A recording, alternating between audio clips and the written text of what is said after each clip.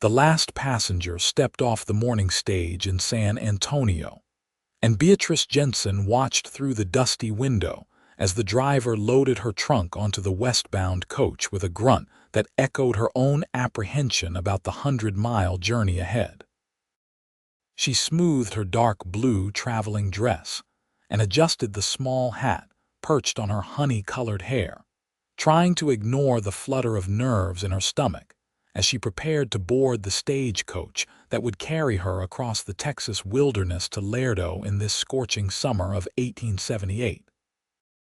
Her father's letter had been brief but firm. "Come home immediately. Your mother needs you." And Beatrice had packed her bags at the boarding school in San Antonio, where she taught piano to the daughters of wealthy ranchers without a second thought, despite not having seen her parents in nearly 3 years. The driver, a weathered man with a tobacco-stained beard, offered his hand to help her up into the coach. "Should reach Laredo by nightfall if the roads stay clear," he said, his voice rough as sandpaper. "Got 2 other passengers joining you shortly."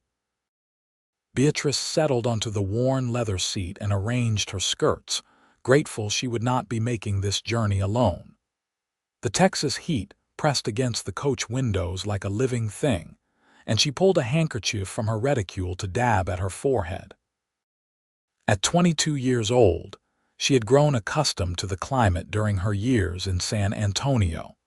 But the summer of 1878 had proven particularly brutal, with temperatures soaring and water sources drying up across the state. The other passengers arrived within minutes. An elderly gentleman with spectacles and a severe expression who introduced himself as Mr. Pemberton, a banker traveling to inspect property holdings near the Mexican border, and a young woman named Sarah who clutched a carpet bag and offered Beatrice a nervous smile. The driver climbed onto his perch, cracked his whip, and the stagecoach lurched forward with a creak of springs and a rattle of wheels that would become sickeningly familiar over the hours ahead. For the first few hours, the journey proceeded without incident. The road wound through scrubland dotted with mesquite and prickly pear, and occasionally they passed a ranch house or spotted cattle grazing in the distance. Mr. Pemberton dozed with his chin on his chest, snoring softly, while Sarah stared out the window with wide eyes that suggested this was her first time traveling through such desolate country. Beatrice tried to read a book she had brought along, but the constant jostling made it impossible to focus on the words, and eventually she gave up and tucked it back into her bag. They stopped once at a way station to change horses, and Beatrice took the opportunity to stretch her legs and drink some water from the well. The station keeper, a toothless old woman with suspicious eyes, warned them that bandits had been spotted in the area recently. "Best keep your valuables hidden," she advised, fixing Beatrice with a meaningful stare. "These roads ain't as safe as they used to be." Back in the coach, Beatrice found herself thinking about home, about her mother's failing health and her father's weathered face the last time she had seen him. The Jensen ranch sat just outside Laredo, a modest spread where her father raised horses, and her mother had once tended a vegetable garden that was the envy of the county. Beatrice had left at 19 to pursue her education, eager to see something of the world beyond dusty corrals and endless horizons, but now guilt gnawed at her for staying away so long. The sun had passed its zenith and begun its slow descent toward the western horizon when disaster struck. The stagecoach hit a rut in the road with a bone-jarring crash, and Beatrice heard the sickening crack of wood splitting. The driver shouted something unintelligible, and the coach tilted violently to one side, throwing all 3 passengers against the wall. Sarah screamed, Mr. Pemberton cursed, and Beatrice grabbed for the leather strap near her head as the world turned into a chaos of dust and noise. When everything finally stopped moving, the coach sat at a steep angle, one wheel completely detached and lying several feet away in the dirt.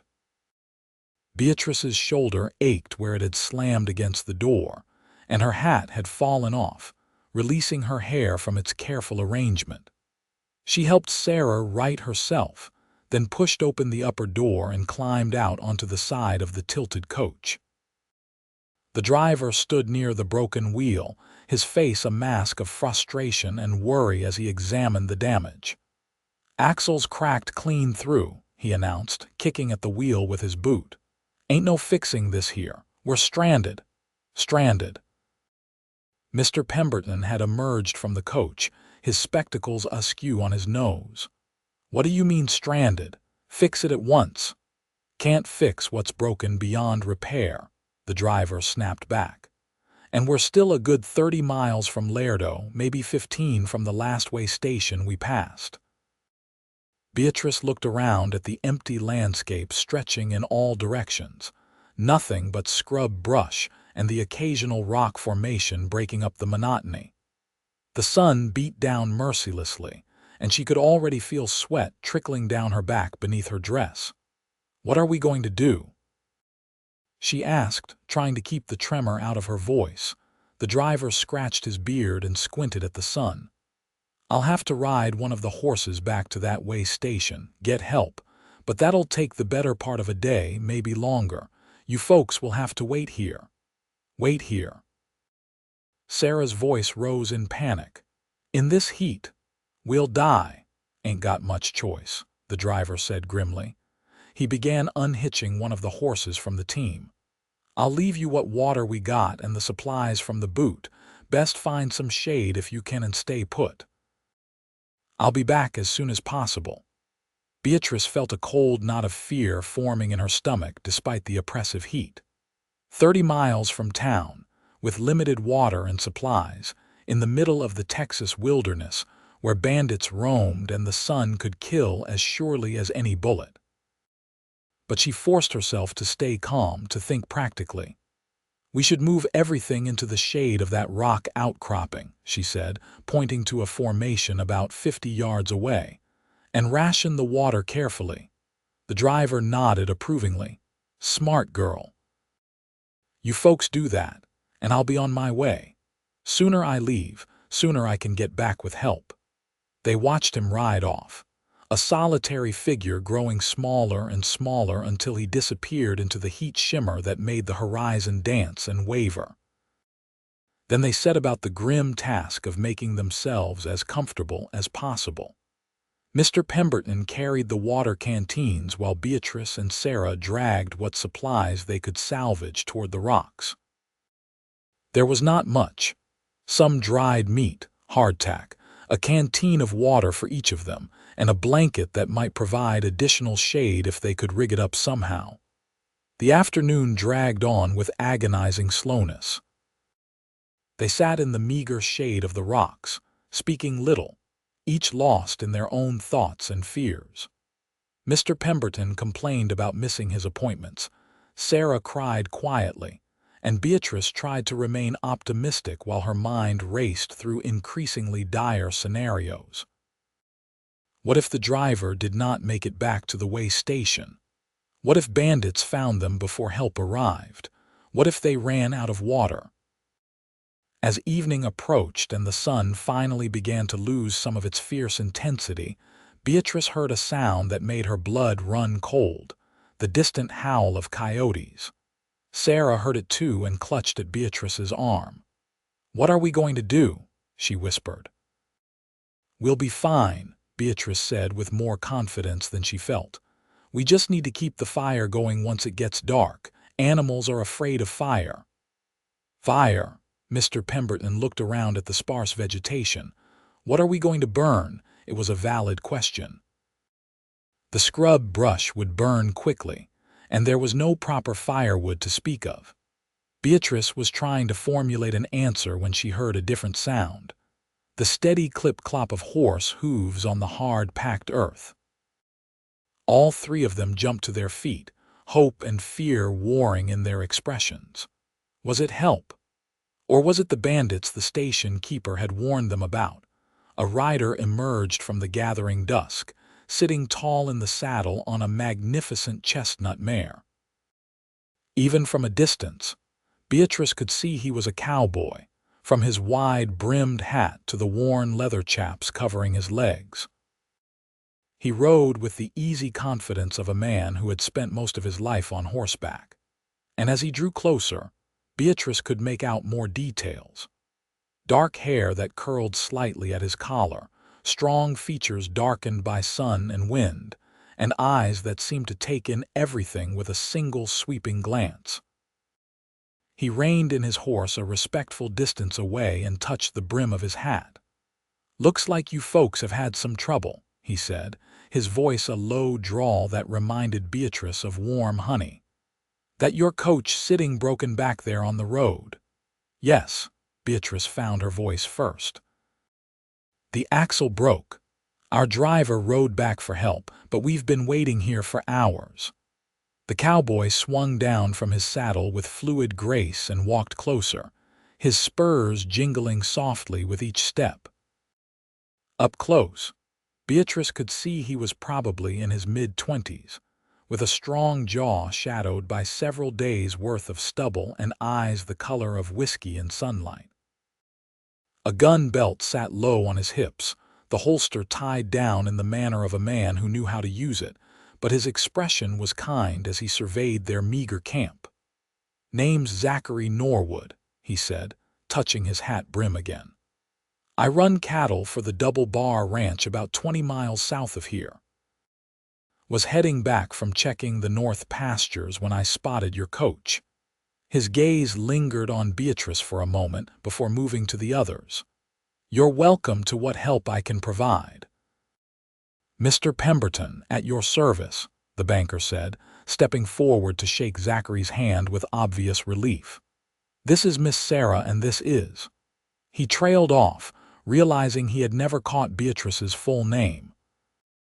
"Beatrice Jensen," she supplied, feeling an odd flutter in her chest when Zachary's eyes met hers again. "We're very grateful for any assistance, Mr. Norwood." "Just Zachary is fine, madam." He looked back toward the broken stagecoach, then up at the darkening sky. "Well, you can't stay out here. Coyotes are the least of your worries once the sun goes down. We've had reports of a mountain lion in this area, and those bandits everyone's been talking about aren't just stories. They hit a ranch house 15 miles from here 2 nights ago." Sarah whimpered, and Mr. Pemberton's face went pale. "What do you suggest?" he asked. Zachary was quiet for a moment, clearly thinking through the options. "Laredo's too far to make tonight, especially with folks on foot. But there's an old line shack about 5 miles east of here, near a creek that still has water this time of year. It's not fancy, but it's got walls and a roof and a door that bars from the inside. We could make it there before full dark if we move quick. 5 miles.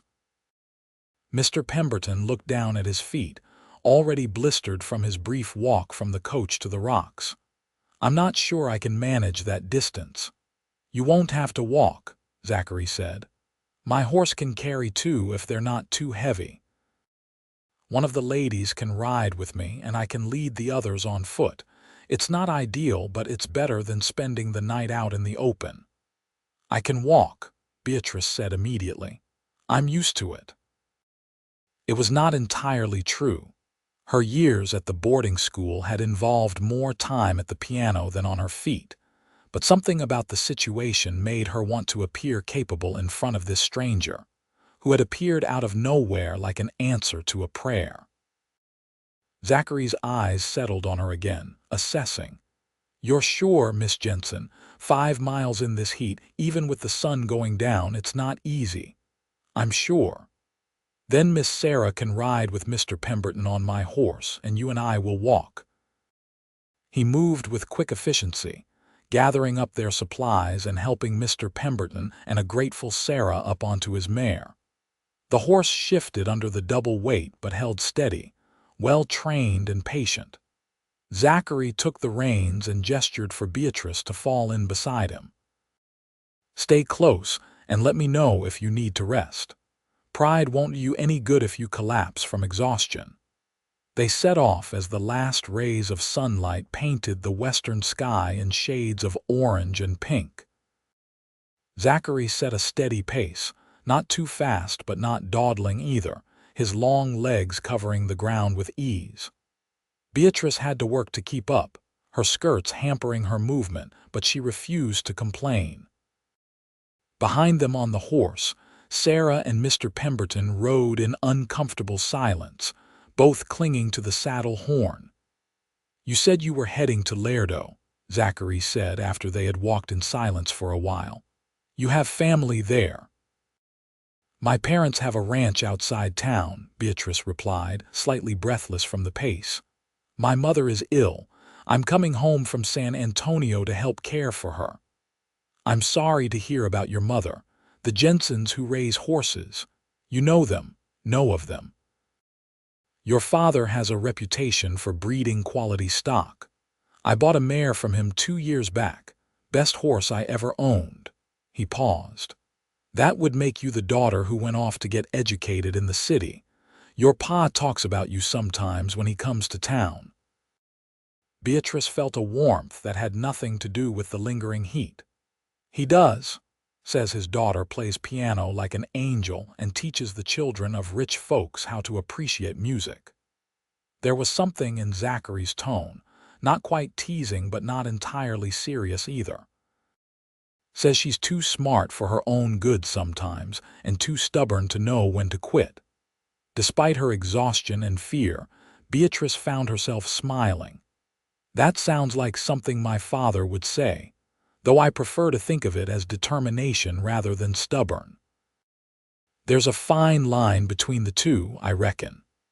Zachary glanced at her, and in the fading light, Beatrice thought she saw the corner of his mouth quirk up in something that might have been a smile. "Though I suppose determination is what got you out here in the first place, and stubbornness is what's keeping you walking instead of complaining." "Are you suggesting I should be complaining, Mr. Norwood?" "Zachary," he corrected. "And no, madam, I'm suggesting most ladies would be.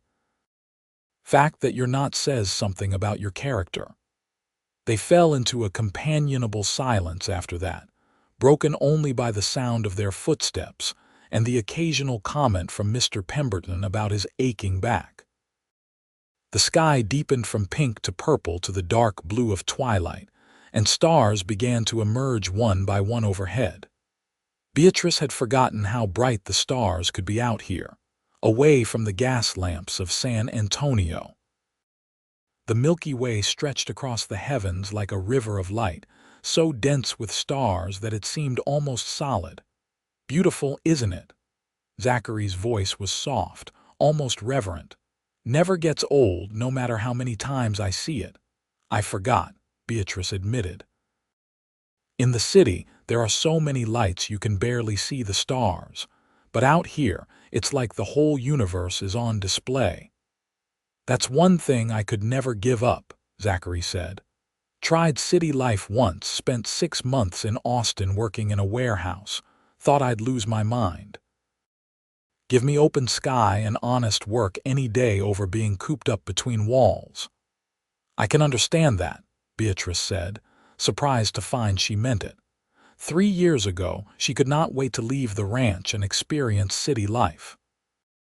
But now, walking under these stars with the smell of sage and earth in her nostrils, she felt something stirring in her chest that might have been homesickness, or might have been something else entirely. The lined shack appeared out of the darkness like a ghost, a small structure made of rough-hewn logs with a slightly sagging roof and a single window. It was not much to look at, but after hours of uncertainty and fear, it looked like a palace to Beatrice. Zachary helped Mr. Pemberton and Sarah down from the horse and tested the door, which opened with a creak of rusty hinges. "Wait here," he said, and disappeared inside. A moment later, light flared as he struck a match and lit a lantern that someone had left hanging from a hook.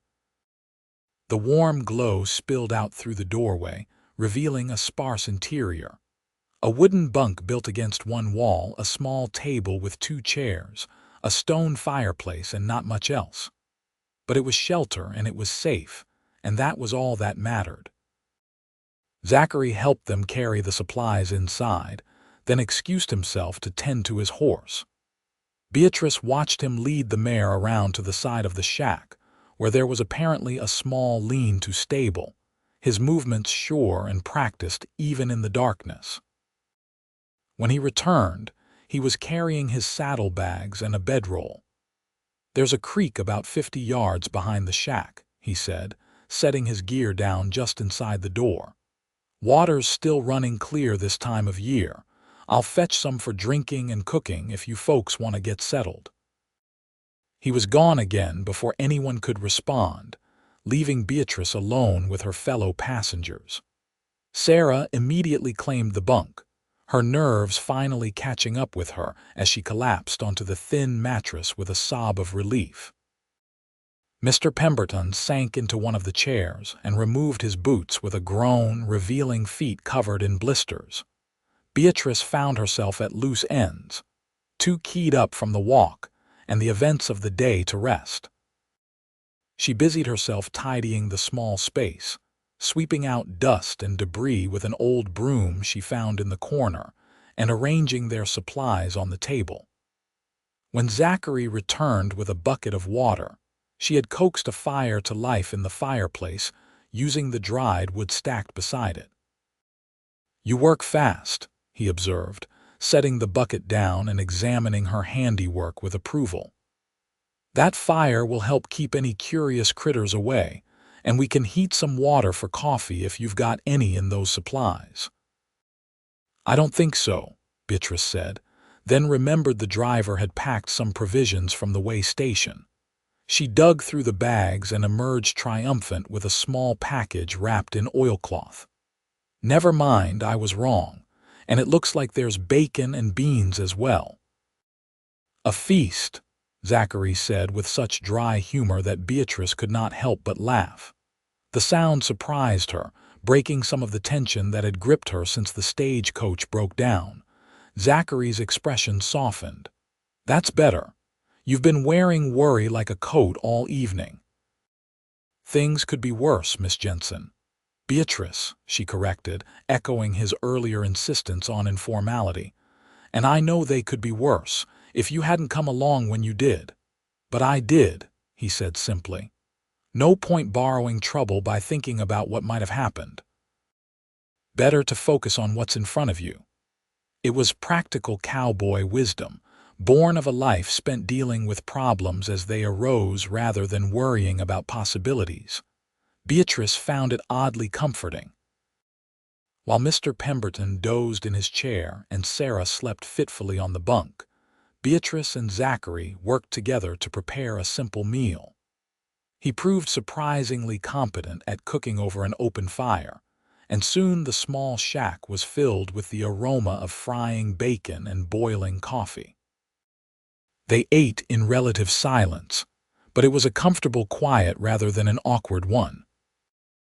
Beatrice found herself studying Zachary when she thought he was not looking, taking in the way his hands moved with such certainty and grace, the way his eyes crinkled at the corners when something amused him, the way he seemed completely at ease in his own skin. There was something attractive about his confidence, she realized, something that went beyond his undeniably handsome features. He was a man who knew who he was and what he was about, with no pretensions or false airs. After dinner, Zachary announced he would take first watch outside to make sure they were not disturbed during the night. "Those bandits I mentioned, they're not likely to stumble across us way out here, but it pays to be cautious," he said, checking his revolver before heading for the door. "You folks get some rest. I'll wake you if there's any trouble." "You can't stay awake all night," Beatrice protested. "You've already done so much for us." "I've gone longer without sleep than one night," Zachary assured her. "Besides, I'm used to it. Plenty of nights on the trail when you have to stay alert or risk losing cattle to rustlers or predators. Then at least let me spell you in a few hours." Beatrice insisted. "I won't be able to sleep anyway, knowing you're out there standing guard alone." Zachary looked like he wanted to argue, but something in Beatrice's expression must have told him it would be pointless. "All right," he conceded. "I'll wake you around midnight and you can sit with me for a while, but you stay inside where it's safe, understood?" Beatrice nodded, accepting the compromise. After Zachary left, she tried to make herself comfortable on the floor near the fire, using her traveling cloak as a blanket. Sleep seemed impossible, her mind too full of the day's events and the strange feelings stirring in her chest whenever she thought about the cowboy standing watch outside. But exhaustion eventually claimed her, and she drifted off to the crackling of the fire and the distant howl of coyotes. She woke to a gentle hand on her shoulder and Zachary's voice saying her name softly. "Beatrice, it's midnight. You said you wanted to take a turn at watch." She sat up, disoriented for a moment until memory came flooding back. The shack was dark except for the dying embers of the fire, and through the window she could see stars blazing in the black sky. "I'm awake," she whispered, not wanting to disturb the others. "Give me a moment." She splashed some water on her face from the bucket and ran her fingers through her hair, trying to make herself presentable. It was a lost cause, she knew. Her hair was a tangled mess and her dress was rumpled and dusty from the day's trials, but vanity was a hard habit to break. When she stepped outside, she found Zachary sitting on a log near the door, his rifle across his knees and his hat pushed back on his head. "All quiet," he reported, rising to his feet as she approached. "Saw a couple of coyotes in the distance, but they kept their distance once they caught wind of human scent. No sign of anything else." "You should rest," Beatrice said, settling onto the log. "I'll wake you if I see or hear anything unusual." But Zachary did not go inside. Instead, he sat down beside her, close enough that she could feel the warmth radiating from his body in the cool night air. "Not quite ready to sleep yet," he said. "Mind if I keep you company for a bit?" "I'd like that," Beatrice admitted and realized it was true. There was something peaceful about sitting here in the darkness with this man she had only met a few hours ago. Something that felt right in a way she could not quite explain. They sat in silence for a while, listening to the night sounds. The chirp of crickets, the rustle of small animals in the brush, the distant cry of an owl. Then Zachary said, "Can I ask you something, Beatrice?" "Of course." "Why'd you really leave home?" "Your father says it was for education, but there's schools in Laredo. Could have gotten teaching work there if that's what you wanted." It was a perceptive question, and Beatrice found herself considering how to answer. "I suppose I wanted to prove something," she said finally. "To my parents, to myself. That I was capable of being more than just a rancher's daughter, that I had value beyond what I could contribute to running a household." "And did you prove it, I mean?" "I thought I had," Beatrice said slowly, "but now I'm not so sure. I taught children whose parents could afford to pay for lessons they did not really care about, lived in a boarding house with other teachers and shop girls, spent my days playing music that no one really listened to. It was safe and respectable and suffocating." She surprised herself with the admission, having not quite realized how she felt until she said the words out loud. "Sounds like you've been doing some thinking on that long coach ride," Zachary observed. "I suppose I have." Beatrice looked up at the stars, searching for words to express the confused tangle of her feelings. "My mother is dying. My father's letter did not say it outright, but I could read between the lines. And all I could think when I got that letter was that I've wasted 3 years trying to be something I'm not, when I could have been home with the people who actually matter to me." "You're not wasted," Zachary said quietly. "You learned things, experienced things you wouldn't have if you'd stayed home. Maybe you needed to leave to understand what you had in the first place." Is that what happened to you? With Austin? Something like that. He was quiet for a moment, his gaze fixed on the horizon. I grew up on a ranch in the hill country, worked cattle with my father and brothers. It was good work, honest work, but I got it in my head that there had to be more to life. So I left, went to the city, tried to make something different of myself. He shook his head ruefully. Lasted 6 months before I realized I was miserable. Being cooped up inside, taking orders from men who'd never done a day's real work in their lives, breathing air that smelled like smoke and sewage instead of grass and clean wind. I came back out here and swore I'd never leave again. And have you? Regretted it, I mean. Not for a single day. Zachary turned to look at her, his eyes serious in the starlight. This life isn't easy. It's hard work and long hours, and sometimes you go to bed sore and tired and wondering if it's worth it. But then you wake up to a sunrise over the plains, or you help bring a calf into the world, or you ride out under stars like these and you remember why you do it. Because this is real. This is honest. And that matters more than comfort or respectability, or what other people think you should be doing with your life. Beatrice felt something shift inside her, like a door opening onto a room she had not known existed. You make it sound very appealing. It can be, for the right person. Zachary's voice was soft, almost hesitant. Someone who's not afraid of hard work, who appreciates the simple things, who understands that some of the best things in life can't be bought or taught in a fancy school. They were sitting very close now. Beatrice noticed, close enough that she could see the shadow of stubble on his jaw and smell the scent of leather and horses and clean sweat that clung to him. Her heart was beating faster, and she felt a warmth in her cheeks that had nothing to do with the embers of the campfire. "I should check the perimeter," Zachary said abruptly, standing up and breaking the spell. "You'll be all right here for a few minutes." "Of course," Beatrice managed, her voice steadier than she felt.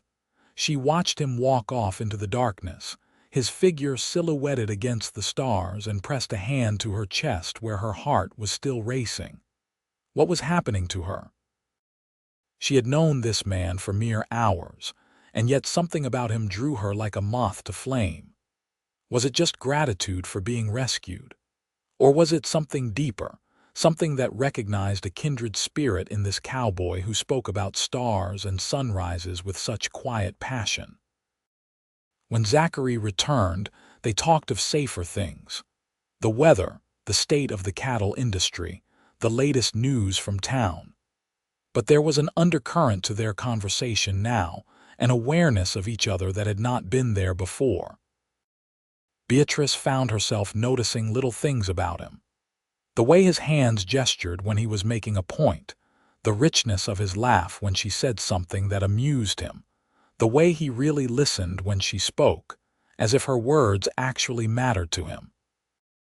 Finally, as the sky began to lighten in the east with the first hints of false dawn, Zachary insisted that Beatrice try to get a few more hours of sleep. "Going to be a long day tomorrow," he said. "I'll need to ride to Lerdo and let your father know where you are, arrange for transport to get you and the others into town. You should rest while you can." Beatrice wanted to protest, wanted to stay out here under the fading stars with him, but she recognized the wisdom in his words. She went inside and lay down near the fire, but sleep did not come easily. Her mind kept replaying the conversations they had shared, the way his eyes had looked in the starlight, the sound of his voice when he talked about the life he loved. She had come home expecting to care for her mother, and perhaps help with the ranch for a while, before deciding what to do next. She had not expected to meet someone who would make her question everything she thought she knew about herself and what she wanted from life. When she finally dozed off, she dreamed of riding across open plains under endless sky, a man beside her whose face she could not quite see but whose presence filled her with a feeling of rightness, of coming home. She woke to sunlight streaming through the window and the smell of coffee boiling. Zachary had already coaxed the fire back to life and was preparing breakfast from their dwindling supplies. Mr. Pemberton was awake and complaining about his blisters, while Sarah still slept on the bunk, exhausted from the previous day's ordeal. "Morning," Zachary said when he noticed Beatrice sitting up. "Coffee's almost ready. Figured we could all use it before I head out." "You're leaving?" Beatrice felt an unexpected pang at the thought. "Just to Lerdo to fetch help." "I'll be back by afternoon with a wagon to get everyone into town comfortable like." He poured coffee into tin cups and passed them around. "The creek's running clear if you want to freshen up. There's soap in my saddlebag. You're welcome to use it." The offer of soap was almost as welcome as the rescue itself. Beatrice took the bar and a cloth and made her way to the creek, which burbled along cheerfully between banks lined with cottonwood trees. The water was cool and clear, and she took the opportunity to wash her face and hands, even managing to rinse some of the dust from her hair. It was not a proper bath, but it made her feel considerably more human. When she returned to the shack, Zachary was saddling his horse, and Mr. Pemberton was attempting to look after his blistered feet with strips torn from his spare shirt. Sarah had finally woken and was sipping coffee with a dazed expression, as if she still could not quite believe they had survived the night. "I should be back around mid-afternoon," Zachary said, tightening the cinch on his saddle. "There's plenty of water and enough food for the day. Keep the door barred and don't go wandering off. You'll be safe enough here until I return." He swung up into the saddle with that easy grace Beatrice was coming to recognize, and for a moment their eyes met. "I'll see you soon," he said, and there was something in his voice, a promise perhaps, that made Beatrice's breath catch. "Thank you," she said, "for everything." Zachary touched the brim of his hat in that gesture she already found charming, then wheeled his horse and rode off toward Lerdo. Beatrice watched until he disappeared from sight, then turned back to the shack with an odd feeling of emptiness. The hours that followed passed with agonizing slowness. Mr. Pemberton dozed, Sarah fretted, and Beatrice tried to keep busy by tidying the shack and rationing their supplies. She found herself going to the window every few minutes to peer out at the empty landscape, watching for any sign of Zachary's return. It was ridiculous, she told herself. She barely knew the man, but her heart did not seem to care about logic. The sun climbed high and began its descent, and still there was no sign of anyone. Beatrice tried not to worry, tried to tell herself that arranging for a wagon and getting back out here would naturally take time.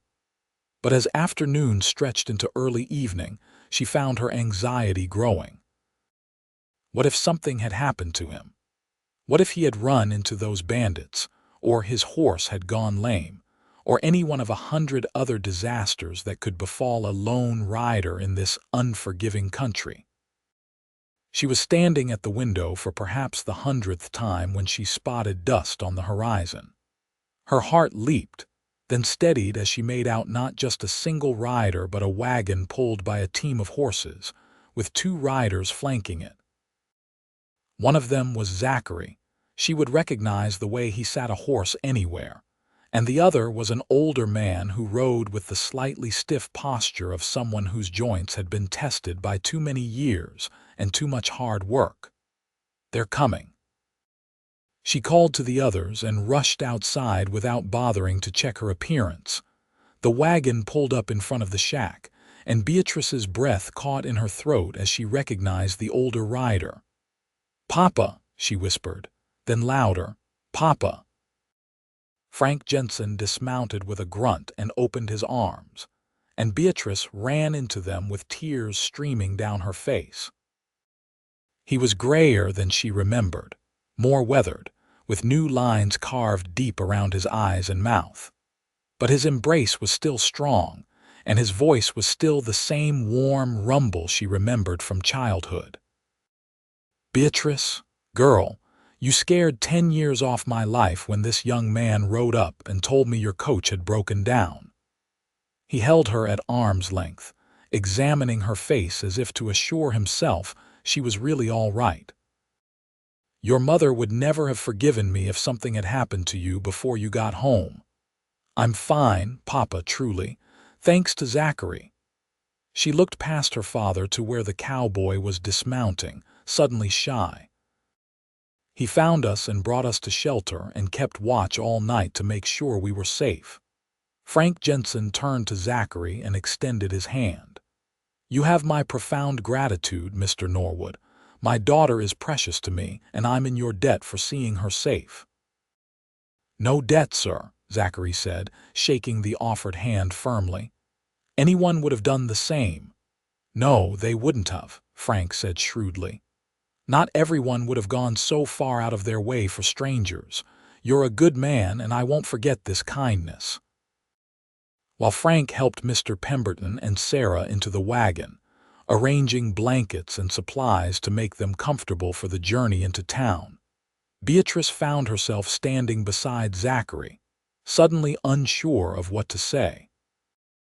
The easy camaraderie of the previous night seemed impossible to recapture in the bright light of day, with her father watching and reality pressing in around them. "Thank you," she said quietly. "I know I already said it, but I don't think I can say it enough." "You don't need to thank me, Beatrice." Zachary's voice was soft, meant only for her ears. "I'm just glad I happened along when I did. So am I." She hesitated, then asked, "Will I see you again? In town, I mean." Something flickered in his eyes, pleasure perhaps, or hope. "I come to Laredo most Saturdays for supplies. Your father's ranch is on the way to the Mercantile, as I recall." "It is," Beatrice confirmed, her heart lifting. "Then I expect our paths will cross again before too long." He smiled, a real smile this time that transformed his serious face into something almost boyish. "Take care of yourself, Beatrice Jensen. You too, Zachary Norwood." The ride back to Laredo passed in a blur. Beatrice sat in the wagon bed between Sarah and Mr. Pemberton, listening to her father and Zachary talk about cattle prices and weather patterns and all the ordinary concerns of ranching life.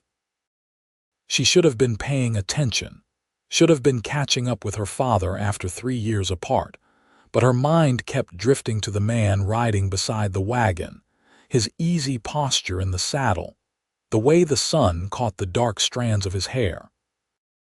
They reached Laredo as the sun was setting, painting the sky in shades of orange and red.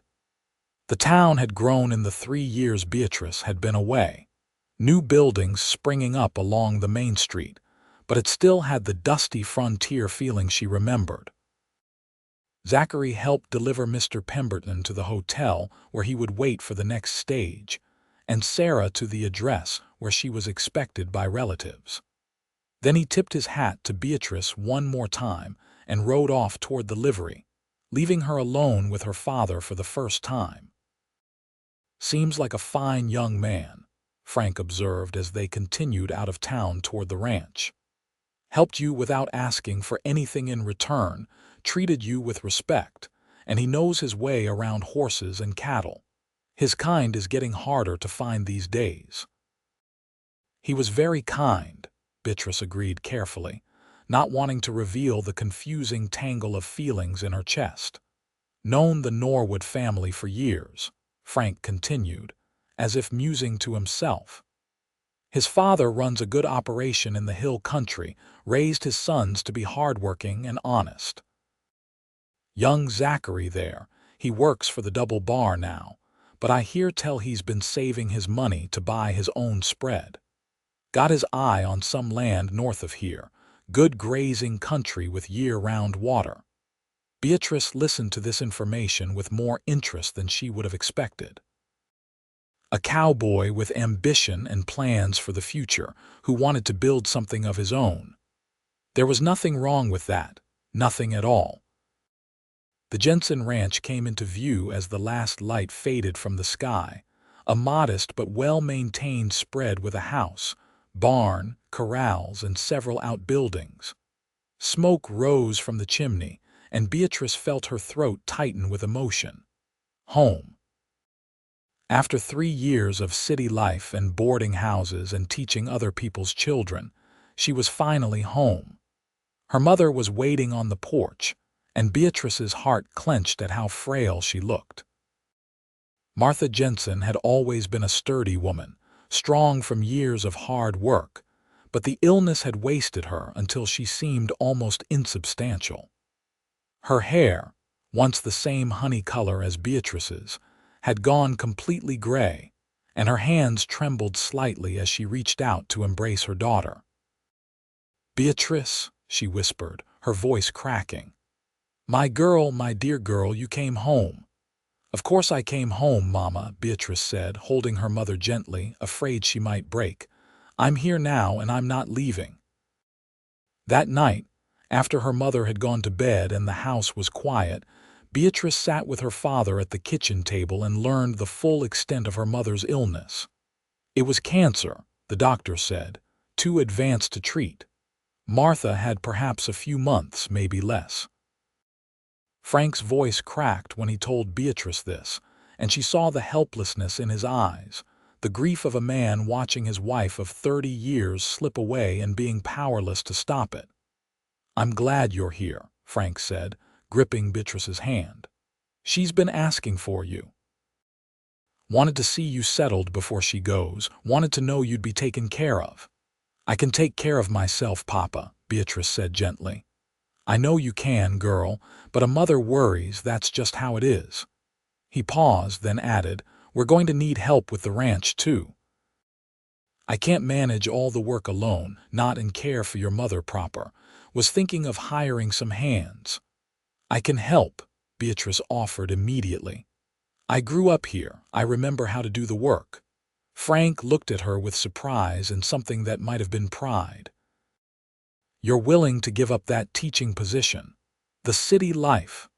"I don't want that life anymore," Beatrice realized as she said it. "I want to be here with you and Mama doing work that matters. The rest was just me trying to be something I thought I should be, not what I actually wanted." Her father's eyes grew suspiciously bright, and he squeezed her hand. "Your mother will be happy to hear that. She's been worried you'd become too refined for ranch life, that you wouldn't want to come back to dirt and horses and hard work." "This is where I belong," Beatrice said firmly. "I know that now." The days that followed fell into a new rhythm. Beatrice spent her mornings caring for her mother, helping her eat and dress and managing her pain with the laudanum the doctor had left. In the afternoons, she worked alongside her father in the corrals and pastures, relearning skills she had thought forgotten. How to throw a rope, how to read the signs of sickness in a horse, how to mend tack and fix fences. Her hands grew calloused, and her skin darkened from the sun, and she found herself sleeping better than she had in years, exhausted by honest work rather than worn down by the tedium of city life. Her mother seemed to rally with Beatrice home, as if she had been holding on just long enough to see her daughter one more time. They spent long hours talking about Beatrice's time in San Antonio, about Martha's youth and her courtship with Frank, about the ranch and the horses and all the small, important moments that make up a life. Beatrice treasured these conversations, knowing they were numbered, and tried to memorize every detail of her mother's face, every inflection of her voice. Saturday came, and with it the possibility that Zachary might make his weekly trip to town. Beatrice found herself listening for hoofbeats on the road, glancing up from her work whenever a rider passed, her heart jumping at every distant sound. It was foolish, she told herself. He was just a cowboy who had helped her out of a difficult situation. There was no reason to think he would actually stop by, no reason to expect anything more. But late in the afternoon, As she was working in the vegetable garden trying to salvage what the summer heat had not already killed, she heard a familiar voice call out, "Hello, the house." She looked up to find Zachary riding up the drive on his chestnut mare, and her heart did a foolish little leap in her chest. He had cleaned up since she last saw him, his face freshly shaved, his shirt pressed, though he still wore the same worn chaps and dusty boots that marked him as a working cowboy. "Zachary," she said, standing and brushing dirt from her hands, suddenly aware of how she must look in her oldest dress with her hair tied back in a simple braid and dirt under her fingernails. "This is a surprise. A pleasant one, I hope." He dismounted and walked toward her, leading his horse. "I was passing by on my way to town and thought I'd stop and see how you were settling in." "That's very kind of you." Beatrice felt her cheeks warming and hoped he would attribute it to the sun. "I'm doing well. My mother is glad to have me home, and I've been helping my father with the ranch work." "Looks like you're taking to it naturally," Zachary observed, nodding toward the garden. "That's good soil work there. Most people don't understand how to coax vegetables out of Texas dirt in high summer." "My mother taught me when I was young," Beatrice said, "though I'll admit I'd forgotten how much work it is." They stood there for a moment in awkward silence, and Beatrice found herself wishing she knew what to say, how to recapture that easy conversation they had shared under the stars. But this felt different, more uncertain, weighted with possibilities that frightened and excited her in equal measure. "I was wondering," Zachary said, then paused as if gathering his courage. "There's a dance in town next Saturday night at the church hall. I know it's forward of me, but I was hoping you might consider allowing me to escort you, if that would be all right with your folks, of course." Beatrice's heart soared. "I would like that very much," she said, trying to keep her voice steady, "and I'm sure my parents won't object. My father speaks very highly of you." "That's good to hear." Zachary's face relaxed into a smile. "Then I'll come by next Saturday evening around 7 if that suits." "It suits perfectly." He lingered a few minutes more, talking about inconsequential things, the weather and the state of the roads and the price of feed at the mercantile, before finally taking his leave. Beatrice watched him ride away, then turned to find her mother standing on the porch, wrapped in a shawl despite the heat, watching with a knowing smile. "That's the young man who rescued you, isn't it?" Martha said when Beatrice joined her. "Your father told me about him." "Yes, that's Zachary Norwood." Beatrice felt her cheeks warming again. "He's handsome," Martha observed, "and from what your father says, a good man with solid prospects, the kind of man a woman could build a life with." "Mama, I've only just met him." "Doesn't always take long to know," Martha said quietly. "I knew your father was the one for me after our second conversation. Sometimes you just recognize the person who's meant to fit with your soul, and there's no point fighting it or pretending otherwise." Beatrice thought about this as she helped her mother back inside, as she prepared dinner and sat with her family at the table, as she lay in bed that night staring at the ceiling. She had known Zachary for barely a week, and yet something about him felt right in a way nothing else in her life ever had. Was it possible her mother was right? Could you really know someone was meant for you after such a brief acquaintance? The week leading up to the dance passed slowly. Beatrice threw herself into ranch work, trying to distract herself from thinking about Saturday night. But Zachary had a way of intruding into her thoughts at the most inconvenient moments.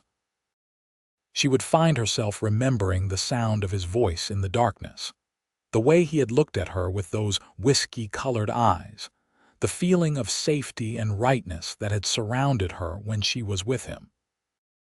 Her mother, despite her illness, insisted on helping Beatrice prepare for the dance. They took down one of Beatrice's old dresses from before she left for San Antonio, a deep blue calico that brought out her eyes, and spent an afternoon altering it to fit her slightly changed figure. Martha's hands shook as she sewed, but her stitches were still sure and even, and when they were finished, the dress looked almost new. Saturday evening arrived at last. Beatrice bathed carefully, styled her hair in soft curls that framed her face, and put on the blue dress with hands that trembled slightly. Her mother fastened a gold locket around her neck, an heirloom that had belonged to Beatrice's grandmother, and stepped back to survey her daughter with tear-bright eyes. "You look beautiful," Martha whispered, "like a princess from one of those storybooks I used to read you." "Mama, don't cry," Beatrice said, though her own eyes were swimming. "These are happy tears," Martha assured her. "Happy to see my daughter looking so alive, so full of hope and possibility. That's all a mother really wants, you know. To see her children happy and settled with someone who cherishes them." Zachary arrived promptly at 7, riding up to the house in a buggy he must have borrowed from someone, since Beatrice knew he usually traveled on horseback. He was dressed in what were obviously his best clothes: dark trousers, a white shirt with an actual collar, a vest, and a string tie. His boots were polished, his hair was neatly combed, and he had shaved so recently Beatrice could see a tiny nick on his jaw where the razor had slipped. "Miss Jensen," he said formally when she stepped out onto the porch, and the way his eyes widened told her the effort she had put into her appearance had not been wasted. "You look lovely." "Thank you," Beatrice said, feeling suddenly shy. "You clean up pretty well yourself, Mr. Norwood." "Thought I should make an effort, seeing as how I'm escorting the prettiest girl in Lerdo County." He offered his arm to help her up into the buggy, and Beatrice caught the scent of bay rum, spicy and clean. He had made an effort, she realized, and the thought warmed her from the inside out. The drive into town was pleasant, the evening air cooling after the heat of the day, the first stars beginning to appear in the darkening sky. They talked easily about the ranch and his work at the Double Bar, about the town gossip he had picked up at the Mercantile, about everything and nothing. By the time they reached the church hall, Beatrice felt some of her nervousness fading, replaced by a growing sense of anticipation. The dance was already underway when they arrived, the hall filled with couples whirling to the music provided by a fiddle, a guitar, and someone energetically playing spoons. Lanterns hung from the rafters, casting warm, golden light over everything, and long tables at one end of the room held punch and refreshments provided by the ladies of the church auxiliary. Zachary was not an accomplished dancer, but he was enthusiastic and willing to laugh at his own mistakes, and Beatrice found herself enjoying the simple pleasure of being led around the floor in his arms. They danced through several songs, then retreated to the refreshment table for punch and cookies, where they were joined by several of Beatrice's old friends from before she left for San Antonio. The girls were curious and not subtle about it, asking pointed questions about how Beatrice and Zachary had met, and whether he would be calling on her regularly. Beatrice deflected as best she could, but she caught Zachary's eye across the punch bowl and saw he was fighting back a smile at her discomfort. When they finally escaped back to the dance floor, she said, "I apologize for my friends. They mean well, but they can be rather direct." "They're just looking out for you," Zachary said, pulling her close as they swayed to a slower song. "Making sure I'm worthy of your company. Can't fault them for that. And are you?" Beatrice heard herself ask. "Worthy, I mean." Zachary's arms tightened slightly around her, and when she looked up, his expression was serious. "I'd like to think so, but that's probably for you to decide, not me." They were standing very close now, closer than the dance strictly required, and Beatrice was intensely aware of his hands at her waist, the solid warmth of him. The way his eyes seemed to see right through all her carefully constructed defenses to the truth underneath. "I think," she said softly, "that you might be the most worthy man I've ever met." Something flared in his eyes, hot and bright, and for a moment Beatrice thought he might kiss her right there in the middle of the dance floor in front of the whole town. But then the music ended, and they were forced to step apart as people applauded, and the musicians took a break. They spent the rest of the evening in each other's company, dancing and talking and laughing, and Beatrice felt herself falling deeper into whatever this was between them. It was exhilarating and terrifying, like standing at the edge of a cliff and preparing to jump, trusting that something would catch you before you hit the ground. When Zachary drove her home that night, they sat for a long moment in the buggy outside her house, neither wanting the evening to end. The stars blazed overhead, so bright they cast faint shadows, and somewhere in the distance a coyote howled its loneliness to the moon. "I had a wonderful time," Beatrice said finally, knowing she needed to go inside but reluctant to leave the warm cocoon of the buggy seat. "So did I." Zachary turned to face her, his expression earnest in the starlight. "Beatrice, I know we haven't known each other long and maybe I'm speaking out of turn, but I need you to know that tonight meant something to me. You mean something to me. And I'd like the chance to court you proper if you're willing." Beatrice's heart was racing so fast she thought it might burst from her chest. "I'm willing," she whispered. "More than willing." "That's good," Zachary said, and his smile was so bright it rivaled the stars. "That's real good." He walked her to the door and took her hand, raising it to his lips in a gesture that was both old-fashioned and utterly charming. "I'll see you soon," he promised. "Real soon." Beatrice floated into the house on a cloud of happiness, finding her father still awake and reading by lamplight in the parlor. He looked up when she entered, took in her flushed cheeks and bright eyes, and smiled knowingly. "Good evening," he asked. "The best," Beatrice said, and impulsively bent to kiss his weathered cheek. "The very best." The weeks that followed were some of the happiest of Beatrice's life, despite the shadow of her mother's illness hanging over everything. Zachary came calling as often as his work allowed, sometimes 3 or 4 times a week, and they spent long hours together talking and laughing and discovering all the ways they fit together. He taught her to rope with the easy patience of someone who genuinely wanted to share his knowledge, and she played piano for him on the battered upright in the parlor, coaxing melodies from the slightly out-of-tune keys while he listened with rapt attention. Her mother approved of the courtship, though she was fading fast now, spending most of her days in bed and drifting in and out of consciousness.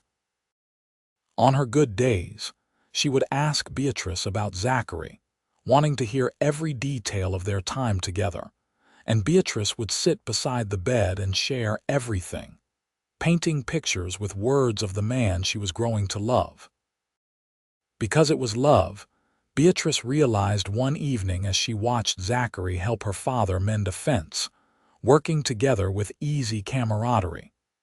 She loved his quiet strength, his gentle humor, the way he treated everyone with respect regardless of their station. She loved how he made her feel safe and valued and seen in a way she had never experienced before. And most of all, she loved how he had never once suggested she should be anything other than exactly who she was. 2 months after the dance, on a clear autumn evening when the heat had finally broken and the air smelled of coming rain, Zachary asked Beatrice to take a walk with him.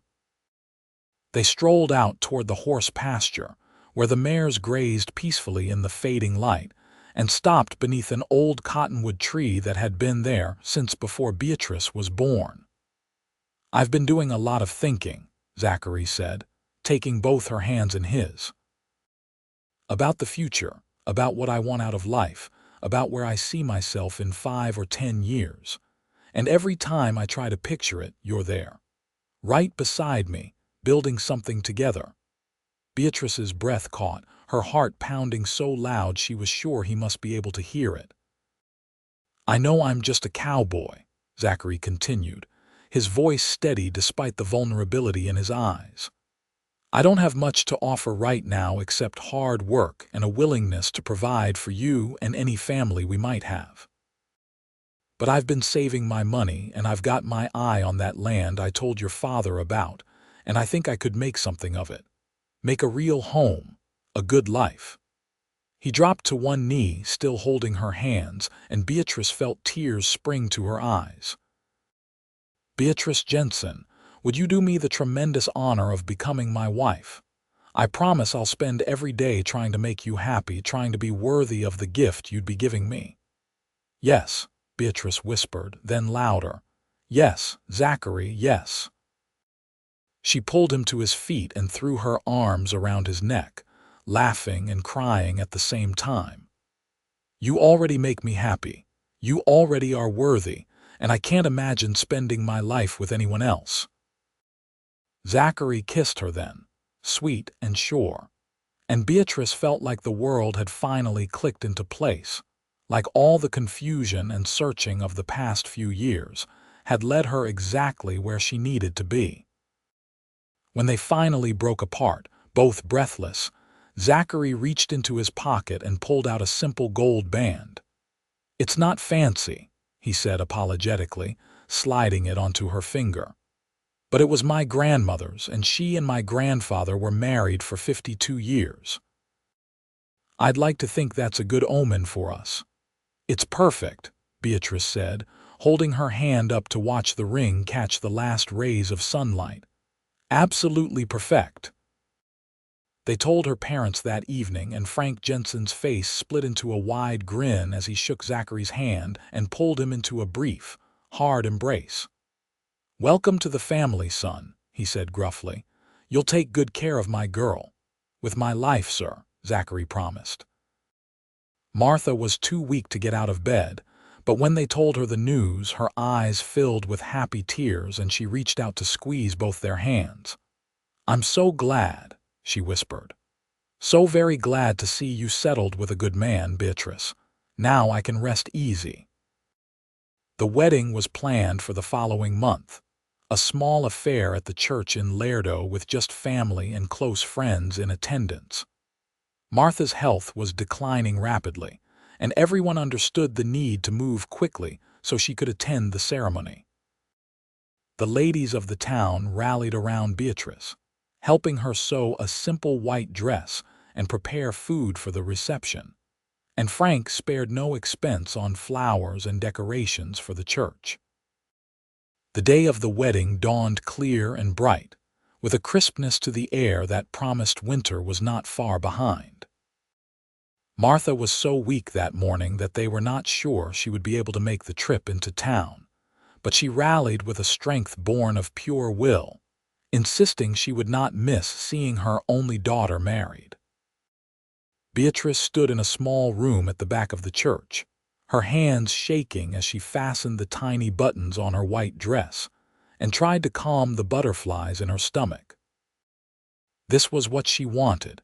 She knew it with every fiber of her being, but that did not make the enormousness of the step she was about to take any less overwhelming.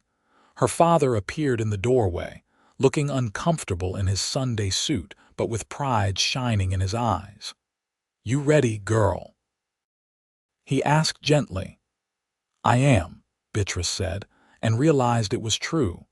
She was ready to start this new chapter, to build a life with Zachary, to face whatever challenges and joys the future might bring. The ceremony was simple and beautiful. Beatrice walked down the aisle on her father's arm, past friends and neighbors who had known her since childhood, toward the man waiting for her at the altar. Zachary wore a new suit that made him look both handsome and slightly uncomfortable, and when his eyes met hers, the love and devotion in them made her throat tight with emotion. The minister spoke about commitment and partnership, about the sacred bond of marriage and the responsibilities it entailed. Then Zachary was slipping a second ring onto her finger, beside her grandmother's band, and she was placing one on his, and they were repeating vows that had been spoken by countless couples before them, but felt entirely new and significant in that moment. "You may kiss your bride," the minister said, and Zachary did, a kiss that was both chaste and full of promise, while their guests applauded and cheered.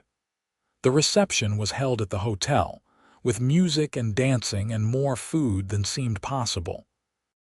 Martha held court from a chair of honor, looking frailer than ever, but with a contentment on her face that made Beatrice's heart ache.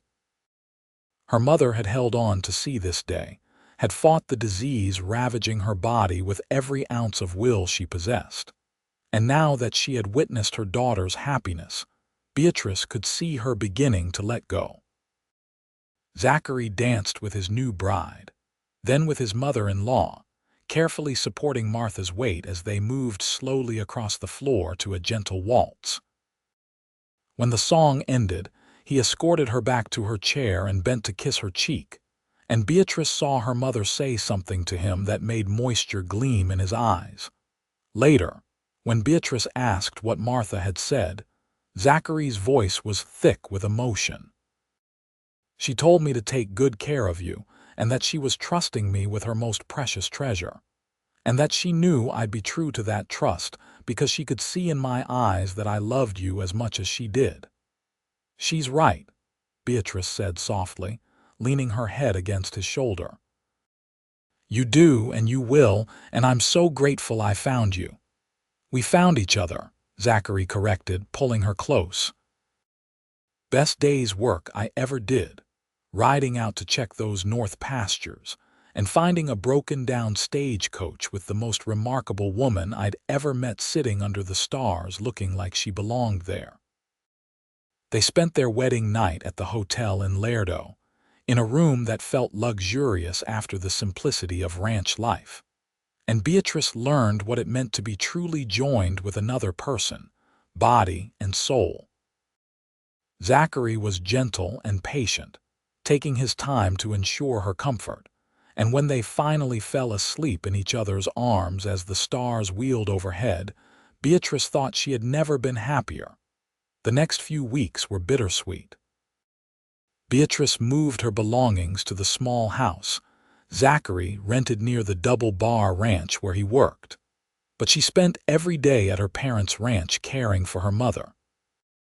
Martha grew weaker and weaker, and finally, on a cold November morning with frost on the ground and ice in the water troughs, she slipped away peacefully in her sleep with Frank and Beatrice at her bedside. The funeral was well attended, a testament to how beloved Martha Jensen had been in the community.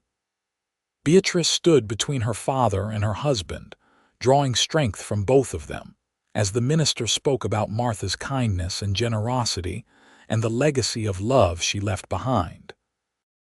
When it was over, and the last shovel of earth had been placed on the grave, Zachary held Beatrice while she wept, his strength and steady presence anchoring her through the storm of grief. In the weeks that followed, Beatrice found herself grateful beyond measure for her marriage. Zachary gave her space to grieve while always being there when she needed him, and slowly the sharp edge of loss dulled into something more bearable. Her father, lost without his wife of 30 years, spent more and more time with them, helping Zachary with his plans to purchase the land he wanted and build a house there. Winter passed into spring, and with the warming weather came renewal. Zachary finalized the purchase of 200 acres of good grazing land, with year-round water from a creek that never ran dry, and he and Frank and several hired hands began building a house there. It was modest but solidly constructed, with 2 bedrooms and a wide porch that looked out over the land that would be the foundation of their future. They moved in on a sunny day in late April, exactly 1 year after Beatrice's stagecoach had broken down on that dusty road. She stood on the porch of her new home, looking out at the land stretching in every direction, and felt a sense of peace settle over her. "Happy?" Zachary asked, coming up behind her and wrapping his arms around her waist. "More than I ever thought possible," Beatrice said honestly. She turned in his embrace to face him, and knew she needed to share the news she had been holding close for the past week. "Especially considering we're going to need that second bedroom sooner than we thought." Zachary's eyes widened, hope and joy and wonder chasing across his face. "You mean?" "I'm pregnant," Beatrice confirmed, laughing at his expression. "We're going to have a baby, Zachary. Sometime around November, the doctor thinks." He let out a whoop of pure joy and spun her around, then set her down carefully as if she might break. "Are you all right? Should you be working so hard? Do you need to sit down?" "I'm fine," Beatrice assured him, touched by his immediate concern. "Women have babies all the time and I'm healthy and strong. The doctor says as long as I'm careful and don't overdo things, there's no reason I can't keep up with my normal activities." "Still," Zachary said, his hand moving to rest gently on her stomach where their child grew, "we should be careful. You're carrying something precious." The months of Beatrice's pregnancy passed peacefully. She continued to help with the ranch work, though Zachary and her father both insisted she avoid anything too strenuous. The house took shape around them, becoming a home as they added furniture and curtains and all the small touches that made a space personal. Zachary bought more cattle with the last of his savings, and Frank contributed several of his best mares to help them establish a breeding program. In early November, on a night when the first cold winds of winter were beginning to blow down from the north, Beatrice went into labor. The local midwife, a capable woman named Mrs. O'Brien, who had delivered half the babies in the county, arrived and set up shop in the bedroom, shooing Zachary and Frank out to pace anxiously in the parlor. It was a long labor, lasting through the night and into the following morning, but finally, just as the sun was rising over the eastern horizon, a baby's cry pierced the air. Mrs. O'Brien emerged from the bedroom with a smile on her weathered face. "It's a boy," she announced. "A healthy, strong boy with good lungs. And your wife came through just fine." Zachary was at the bedroom door in 3 strides, pushing past the midwife in his eagerness to see Beatrice. She lay propped up against pillows, exhausted but radiant, holding a tiny bundle wrapped in blankets. When she looked up and saw him, her smile was like the sun breaking through clouds. "Come meet your son," she said softly. Zachary approached slowly, almost reverently, and looked down at the small, red-faced creature in his wife's arms. The baby had a shock of dark hair and was waving tiny fists in the air, already showing signs of the strong will he would inherit from both his parents. "He's perfect," Zachary whispered, his voice rough with emotion. "You're both perfect." They named him Matthew Zachary Norwood, after both his grandfathers, and he proved to be a good-natured baby who slept well and rarely fussed. Beatrice fell into motherhood with the same determination she brought to everything else, and Zachary proved to be a devoted father who was not afraid to change diapers or walk the floor with a fussy baby in the middle of the night. Frank doted on his grandson, spending hours at their house teaching Matthew to recognize hoarse sounds and telling him stories about his grandmother. The old man seemed to find new purpose in being a grandfather, and the grief that had weighed on him since Martha's death began to lift. The years passed quickly, marked by the turning of seasons and the growth of their son and their ranch. By the time Matthew was 3, Zachary had increased their herd significantly and built a reputation for raising quality cattle. Beatrice kept the books and managed their household with the same efficiency she had once brought to teaching piano, and together they built something solid and lasting. When Matthew was 4, Beatrice discovered she was pregnant again, and this time she carried twins. A girl they named Emma Martha and a boy they named Samuel Frank. The birth was difficult, and Dr. Morrison, who had replaced the aging midwife, was frank about the risks of future pregnancies. But both babies were healthy, and Beatrice recovered her strength quickly, determined to care for her growing family. The house expanded to accommodate everyone, with an addition that included 2 more bedrooms and a larger kitchen. They hired a hand to help with the cattle and the horses, a young man named Tom who proved reliable and hardworking. The ranch prospered, and with prosperity came the ability to afford small luxuries. Store-bought toys for the children, new furnishings for the house, a buggy with proper springs that made trips to town more comfortable. Through it all, the love between Beatrice and Zachary only deepened. They had weathered challenges together, illness and financial uncertainty and the exhaustion of raising small children, and had come through stronger for it. They still made time to sit together on the porch in the evenings after the children were asleep, talking about their days and making plans for the future. And sometimes Beatrice would play the piano while Zachary listened with the same rapt attention he had shown in their courting days. When Matthew turned 10, Zachary finally made the decision to formally establish their ranch as a proper business. They registered the brand, filed the necessary paperwork, and chose a name, the Broken Wheel Ranch, in honor of the Stagecoach breakdown that had brought them together. It seemed fitting, somehow, that something that had seemed like disaster at the time had led to all of this. A thriving ranch, a loving family, a life full of purpose and meaning. Frank Jensen lived to see his grandchildren grow into confident, capable young people. He taught Matthew to break horses using the gentle methods that had made the Jensen name synonymous with quality. And he showed Emma and Samuel how to read the weather and understand the land. When he passed away peacefully in his sleep at the age of 73, it was with the satisfaction of knowing his daughter was happy, and his legacy would continue through his grandchildren. The years continued to roll by, each one bringing new challenges and new joys. Matthew grew into a tall, serious young man who loved the ranch and showed every sign of wanting to continue the family business.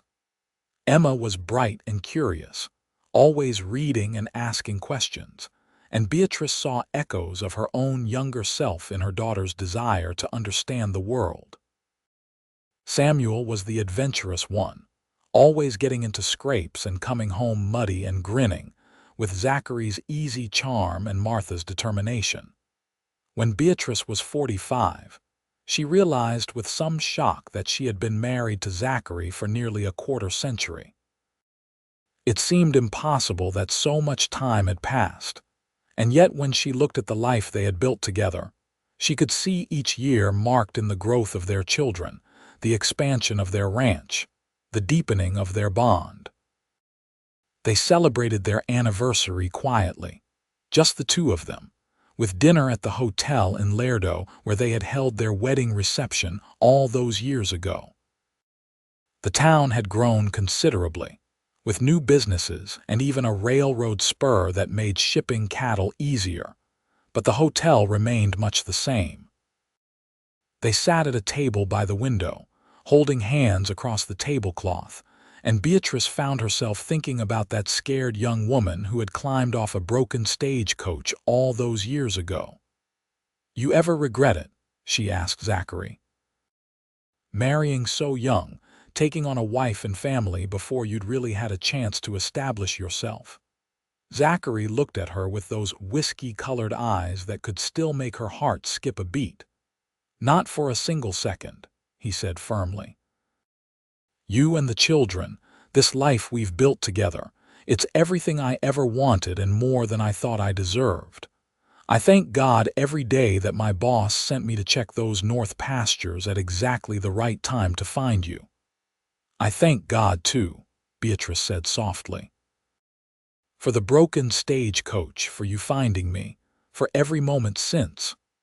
I was so lost back then, trying to be something I wasn't, running away from the life I actually wanted. If that axle hadn't cracked, I might have spent years being miserable before I figured out where I really belonged. You belonged with me, Zachary said simply. And I belonged with you.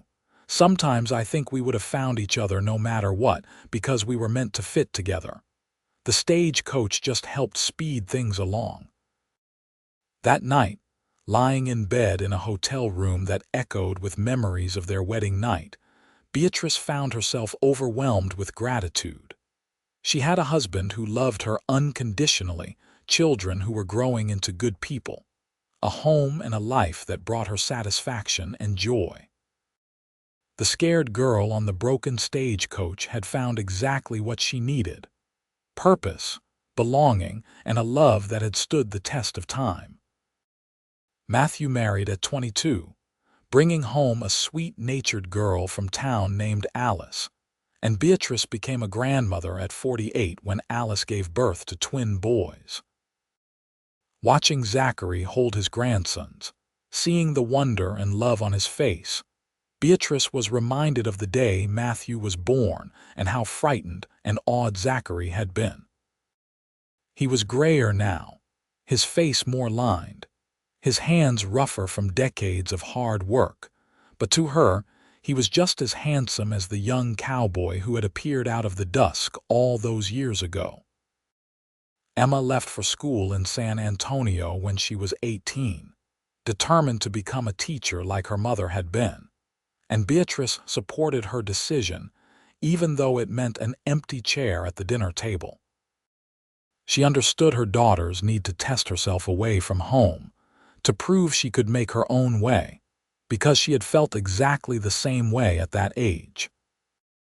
But she also knew Emma would come back eventually, having learned the same lesson Beatrice had: that sometimes the life you're running away from is actually the life you need.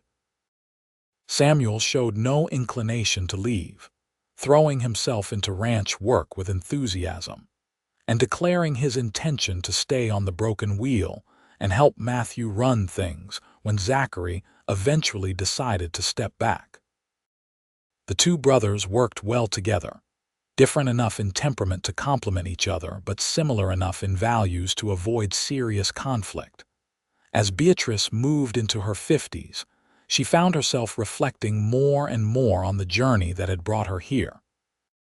The lessons she had learned about herself and about what truly mattered in life seemed worth passing on.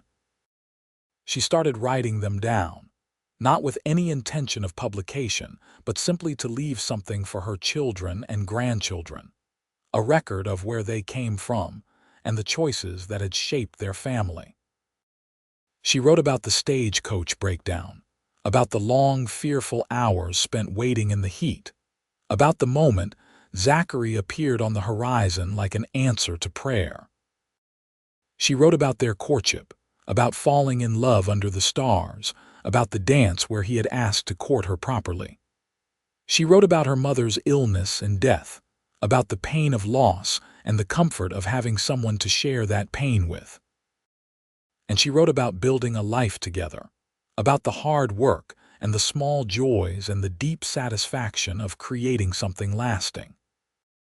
When Emma came home from San Antonio 2 years later, having finished her training but realizing she wanted to teach on a ranch rather than in a city school, Beatrice gave her daughter the pages she had written. Emma read them with tears streaming down her face, then looked up at her mother with new understanding in her eyes. "You gave up teaching to come home," Emma said. "And you never regretted it, did you?" "Not once," Beatrice confirmed. "Because I learned that teaching children to play piano wasn't my calling. This was my calling. Raising a family, building a ranch, being part of a community. Sometimes what we think we want and what we actually need are two different things, and the trick is being brave enough to recognize the difference." "I think I understand now," Emma said. "I thought I needed the excitement of the city, the respectability of a position at a fancy school. But what I really need is to be here, where I can make a real difference in children's lives, where I can be part of something that matters." "Then you've learned the lesson faster than I did," Beatrice said, pulling her daughter into an embrace. "And I'm proud of you for figuring it out." Zachary retired from active ranch work when he turned 60, turning over the day-to-day operations to Matthew and Samuel while he focused on breeding horses, returning to his first love. He and Beatrice spent their days working side by side as they had for decades. But now the pace was more leisurely, with time to stop and appreciate the beauty of a sunrise, or the antics of the grandchildren who seemed to multiply with every passing year. On their 40th anniversary, their children and grandchildren threw them a party that was the talk of Lerdo County. The whole town turned out, it seemed, to celebrate the couple who had become pillars of the community through their hard work and generosity. There were speeches and toasts, and Zachary was called upon to tell the story of how they met, which he did with his characteristic dry humor that had the crowd laughing. "I was just a cowboy riding out to check some pastures," he said, his arm around Beatrice's waist. "And I found a broken-down stagecoach and 3 stranded passengers, one of whom was the prettiest and most stubborn woman I'd ever met. I figured I'd help them out, get them to safety, and that would be the end of it. But this woman, she had other ideas." "I did not have other ideas," Beatrice protested laughingly. "You're the one who showed up at my parents' ranch and asked me to a dance. Because you gave me that look," Zachary said. "That look that said you were interested but trying to pretend you weren't. What was I supposed to do? Walk away from a challenge like that?" The crowd roared with laughter, and Beatrice felt her face heating with a blush that had nothing to do with the warm summer evening. Even after 40 years, this man could still make her feel like the young woman who had tumbled head over heels into love under the Texas stars. Later, after the party had wound down and they were alone on the porch of the house they had built together, watching the stars come out one by one, Zachary took Beatrice's hand and said, "You know what I was thinking about today?" "What's that?" "That broken stagecoach wheel. The way everything seemed like a disaster at the time, and how scared you all were, not knowing what would happen or whether help would come. But if that wheel hadn't broken, if that axle had held for another 30 miles, you would have made it to Lerdo and I never would have met you." "So you're saying we should be grateful for faulty craftsmanship?" Beatrice teased. "I'm saying sometimes the worst moments of our lives are actually the best things that ever happened to us. We just don't know it at the time." Zachary raised her hand to his lips, kissing the fingers that still wore both the rings he had given her all those years ago. "That stagecoach broke down and I found you, and I rode you safely home. And you've been my home ever since, Beatrice. My safe place, my compass, my reason for everything I do." Beatrice felt tears sting her eyes, moved by the simple sincerity of his words. "And you've been mine," she whispered. "From that very first moment, even though I didn't realize it right away, you were the home I'd been searching for." They sat together in comfortable silence as the stars wheeled overhead, and the night sounds of the ranch surrounded them. The lowing of cattle, the call of night birds, the rustle of wind through grass. This was their life, built piece by piece through years of hard work and dedication, and most of all through love. A love that had started with a chance encounter on a dusty Texas road and had grown into something strong enough to weather any storm. As the years continued to pass, Beatrice and Zachary grew old together with the grace that comes from a life well lived. Their hair went white, their movements slowed, but their love remained constant, a bright flame that warmed everyone around them. They watched their grandchildren grow and have children of their own, saw the ranch continue to prosper under Matthew and Samuel's management, and knew that what they had built would last long after they were gone. When Beatrice was 70, she wrote a final entry in the journal she had kept for so many years. She wrote about gratitude, about looking back on a life that had been full and satisfying beyond her wildest dreams. She wrote about the stagecoach that had broken down all those years ago, and the cowboy who had found her and changed everything. And she wrote about love, true and lasting love, the kind that endures through decades and hardships and all the small trials of everyday life. Some people search their whole lives for what I found by accident, she wrote. Or maybe it wasn't an accident at all. Maybe everything happens exactly as it's supposed to, and that broken wheel was the best thing that ever happened to me, because it brought me to Zachary. He found me when I was lost, rode me safely home, and then made me realize that home wasn't a place but a person. As long as I'm with him, I'm exactly where I belong.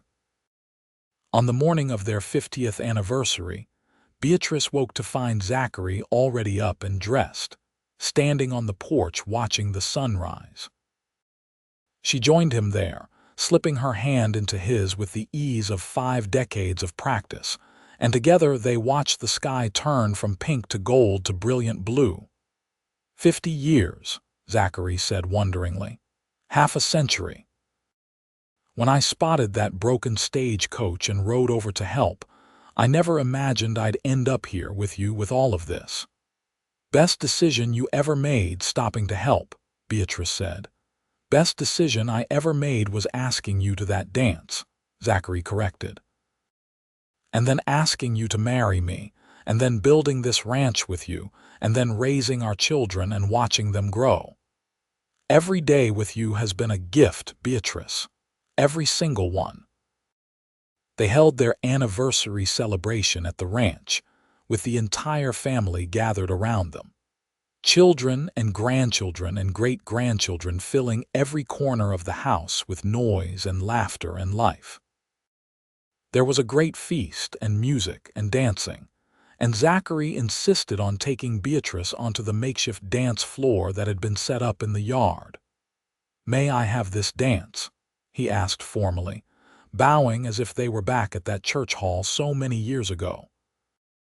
"You may," Beatrice replied, and let him sweep her into a waltz, their movements slow but still perfectly in sync after so many years. As they danced, Beatrice looked around at the life they had created, the house they had built with their own hands, the land they had cultivated and cared for, the family they had raised to carry on their legacy. And she thought about that frightened young woman on the broken stagecoach, wondering what would become of her, never imagining that her greatest adventure was just beginning. The sun set in a blaze of color, painting the Texas sky in shades of orange and red and purple, and as the first stars began to appear, Beatrice rested her head on Zachary's shoulder and whispered, "Thank you." "For what?" he asked, his voice rumbling through his chest. "For finding me. For loving me. For giving me this beautiful life." "Thank you for letting me," Zachary replied, holding her close. "For taking a chance on a dusty cowboy with nothing to offer but hard work and devotion. For building all of this with me. For being my partner in everything." They stood together under the stars, surrounded by the love of their family, and Beatrice knew that even when their time came, as it inevitably would, what they had created would endure. The Broken Wheel Ranch would continue, passed down through generations, and with it the story of how it all began. With a stagecoach that broke down miles from town, and a cowboy who found a woman and rode her safely home, and a love that lasted 50 years and would echo through all the years to come.